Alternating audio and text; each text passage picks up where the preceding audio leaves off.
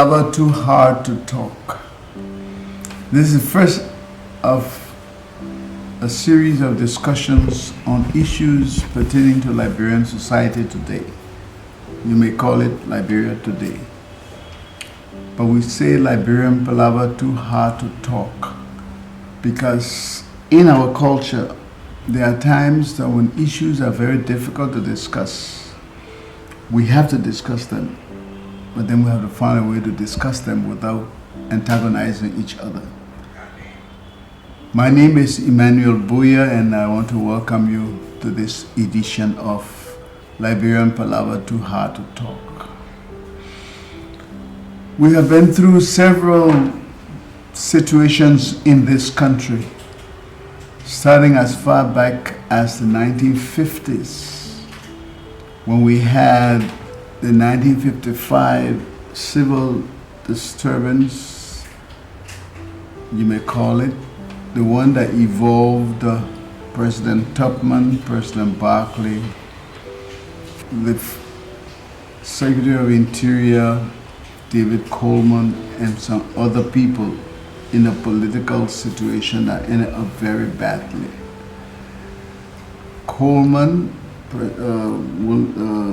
David Coleman and President Tubman were very good friends.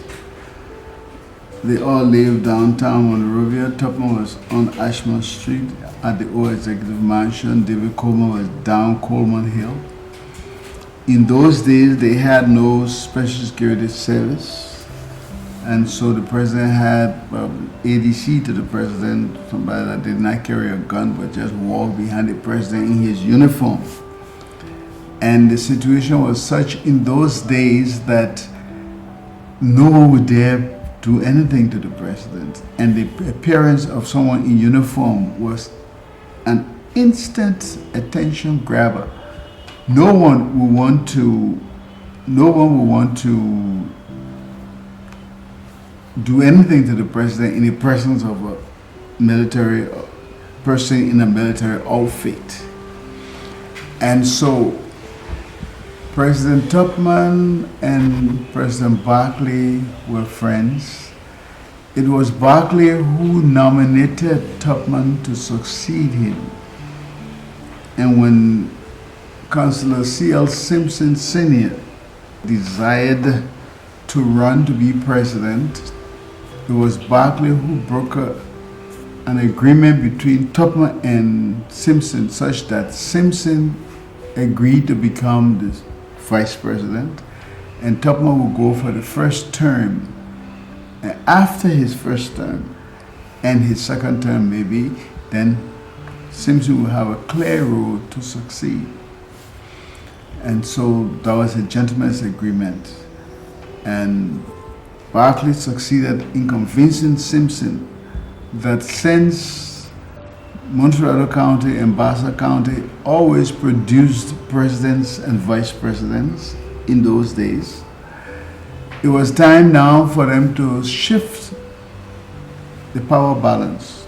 Maryland County was the newest of the counties because it came after Cape Mount County.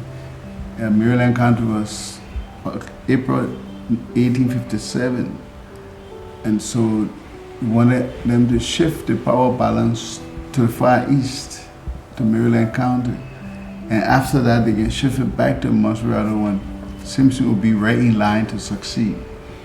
So Tubman and Barclay had that gentleman's agreement, and in 1944 they were inaugurated, Tubman as president, Simpson as vice president.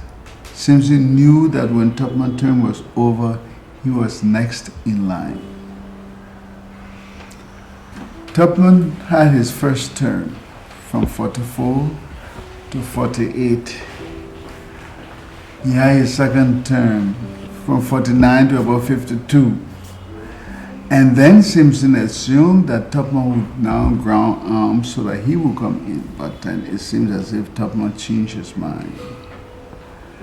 He wanted to remain in power. So Tubman got a gentleman from Montreal County who was in fact from Bummy area, Carney Johnson, J. Carney Johnson.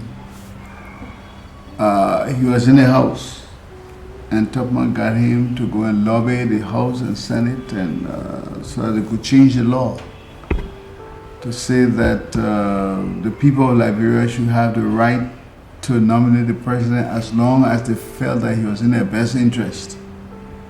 So they had some lobbying fees shared among the people, and they changed the law. And so Tubman got elected again for the third term, which was against the original constitutional provision. Simpson got very discouraged about that, and he decided to know that he didn't want to continue to be vice president forever. So Tubman, knowing that, decided to make things easier for Simpson. Tubman simply announced that Simpson was now ambassador to Washington, D.C. The vice president became the ambassador. But while you were vice president in 1945, the United Nations was being organized in San Francisco. And Tubman saw that as a good way of appeasing Simpson's desire to fight against him. So Tubman, instead of going to San Francisco to sign the United Nations Charter himself, he nominated his vice president Simpson to go to San Francisco and sign the United Nations Charter as the head of the delegation from Liberia. And so that brought some peace for some time, but it didn't last because Simpson was still not satisfied. And Tubman nominated Simpson to go to Washington, D.C. as the ambassador. He went there and stayed for some time, and he came back and announced that he had intent to run. And Tubman didn't say much about it. He strategized in the background. And in the fullness of time, Tubman announced that Simpson was now the new ambassador to the Court of St. James in London. And so he went to London and served for some time and came to Monrovia and announced that he would be coming back to make a very important broadcast, which he never made because Tubman did not allow him to do that. And so what happened was that he became dissatisfied, and Tubman made sure that Simpson did not excel very much. And when Simpson came back now to think he was going to start a campaign in the late 60s, about 66, 65, 66, a lady got killed in Calcutta. Her name was Madame Kolu. And someone from Calcutta came forth to confess that he had been contacted by people from the Simpson camp to kill this lady so her body parts would be used for success during the elections. And that became a very grave case in this country. It was investigated in the Temple of Justice, and it was broadcast on the national radio ERBC live, and President Tubman himself went to the court smoking his cigar and witnessing the trial against Simpson and those who were accused. That was the end of Simpson's political career because he did not survive. He just drained, withered away. All his friends stopped visiting him. He became an outcast. So that's what happened in Liberian politics. Liberian Palava too hard to talk. And politics in this country has been fought on different levels through different means. And so when young people come up and try to destroy each other in the name of politics, we should remember that it's not new. It's an old game being played by young people who don't know the rules of the game. Because many times politics means destroying the other side, destroying the other person. And so from Simpson and Tubman situation, when Simpson left, then it shifted to a guy called Benjamin G. Freeman of Currisburg. He became the vice president, nominated as vice president. Again, tragedy struck. Liberia, Palava, too hard to talk. He was nominated in Monrovia as vice president to succeed Simpson. They had a big party that night. He went to bed and he died in his sleep. Well, some people say he had diabetes and he died from the liquor he drank that night and all kinds of things. Then he was succeeded by William R. Talbot Jr. of Bensonville, who became the vice president for Tubman. And because he was very careful, he lasted 19 years as vice president before Tubman died in 1971, July. And Talbot succeeded Tubman, July 1971. So when we talk about Liberian Palava, too hard to talk, and we talk about the need for us to live in harmony, there's a need for us to have civility in government. What do we mean by that? As we speak now in 2019, March 2019, as we speak to you, there is a lot of hot air being blown around regarding functionaries of government, regarding how things are going on and how people think things will end up. We should always consult history if we want to know what's happening here. We should always consult history. There is a good book written by someone, and it's called The Uses of History in Decision Making. The uses of history in decision making. You cannot make decisions today based on what you see before you today. What you see before you today might not be enough to help you make decisions about what to do. You have to go back in history and record what happened at a certain point in time that is comparable to what's happening now. And you should also evaluate how that situation was handled at that time and how therefore you could handle it today. The uses of history for decision makers. We say that to come to the point where we now have a lot of situations in our society today that requires us to go back and find out how we handled it some time ago, how we handled them some time ago. For instance, there is currently a situation with the press. The Press Union of Liberia and the Office of the Speaker of the House of Representatives regarding the alleged suspension of a journalist from covering the House and Senate. How should we handle it? We should go back to history and find out. Is the House and Senate, are the House and Senate entities that have the authority to accredit journalists, or are they interested in having their proceedings covered and objectively reported? Can a member of the House declare that certain journalists should not be allowed to cover their program? Or are they interested in coverage?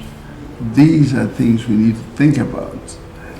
And the reason why we need to think about them is because the government has 4 legs upon which it walks.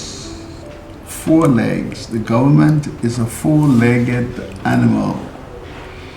The first leg is the legislative branch. Second leg is the executive branch.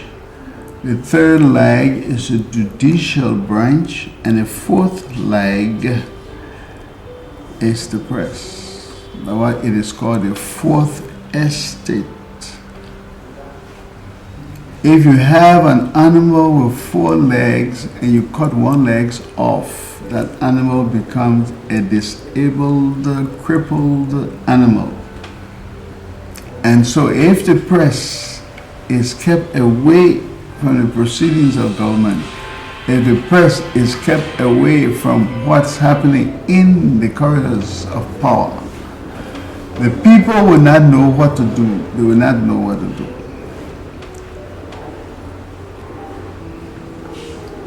The people will become confused because they will only hear what is happening. They will only see actions being taken, and they will not understand because no one is interpreting. The fourth estate, which is the press, when it is barred from being inside to know what's happening, can I report outside what's happening inside? And therefore there is confusion. Liberian Palava, too hard to talk. But we have heard recently that the speaker has said that he has not barred any journalists from reporting.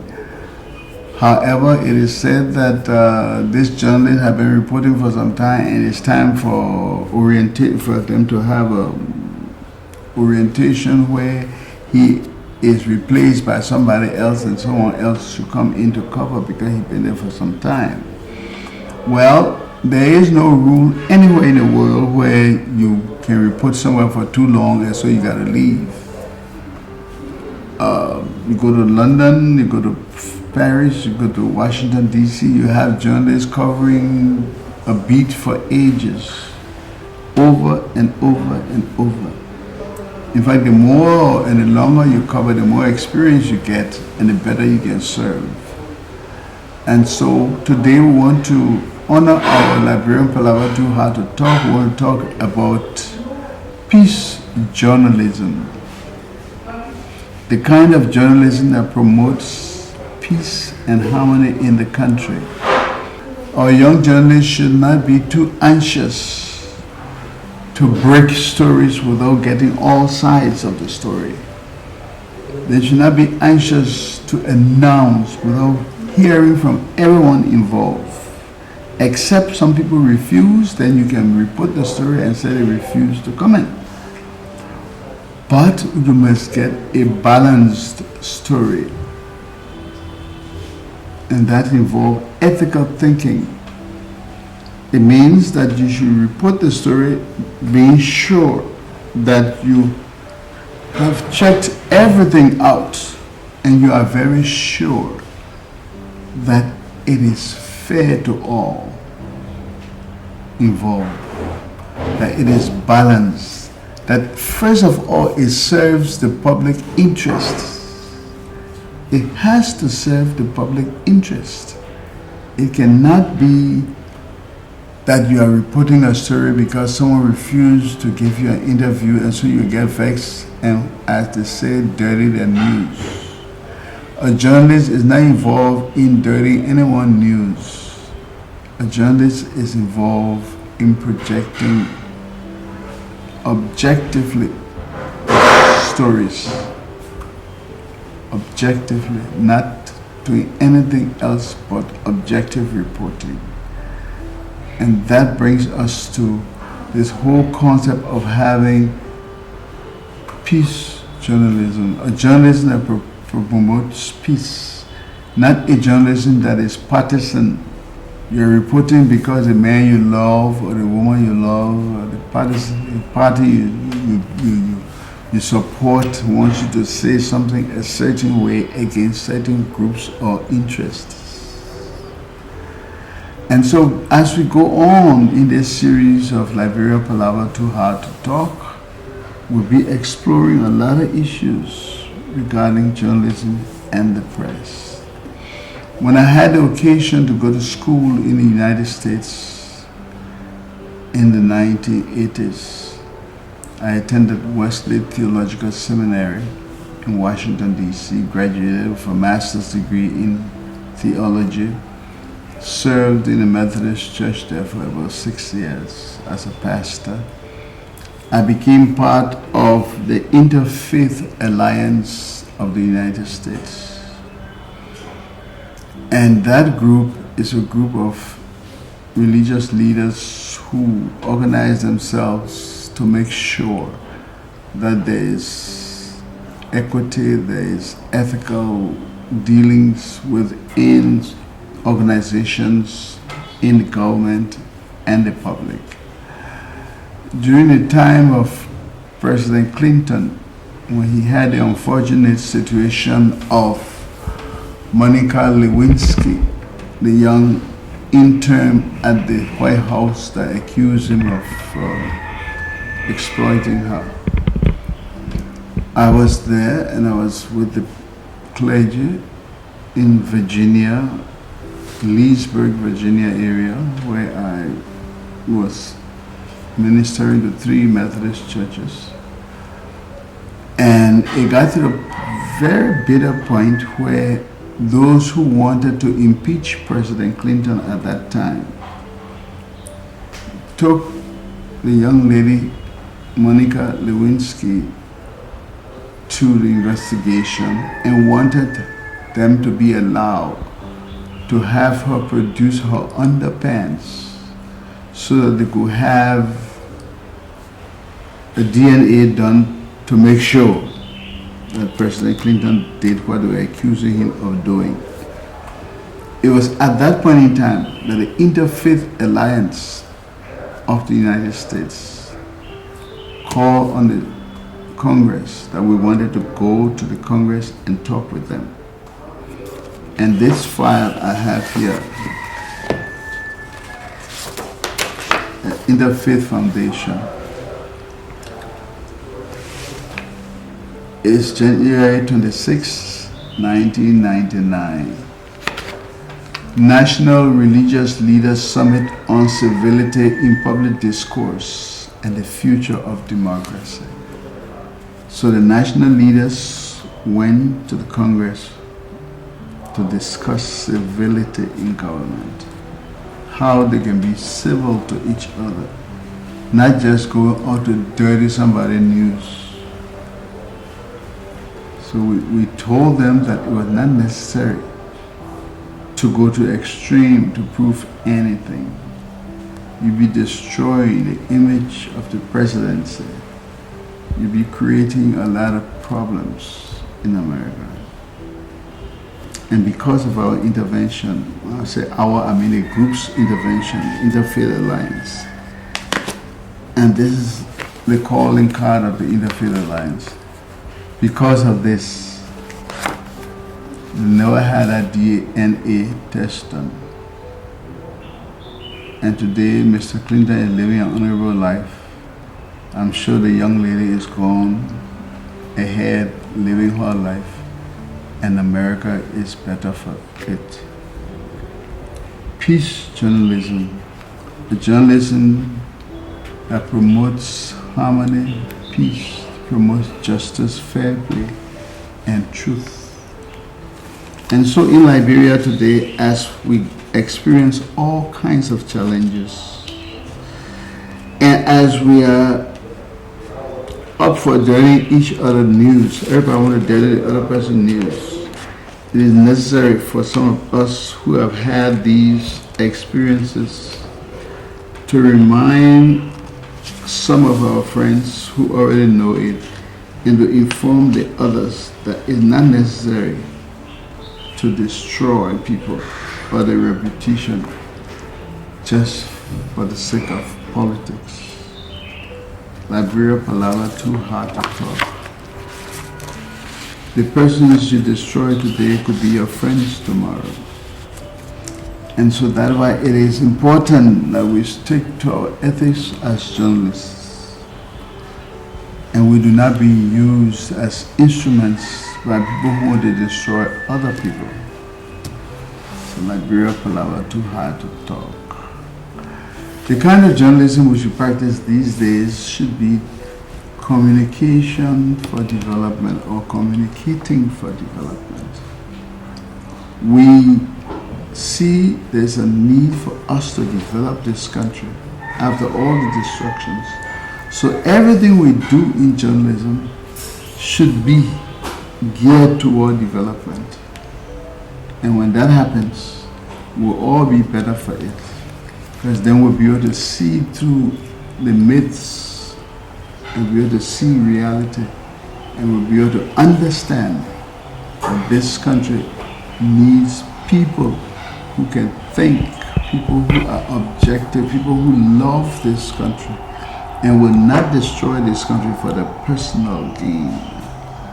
Liberia is for all of us, and therefore we should all work together to make sure that this country, this land of liberty, shall long be ours.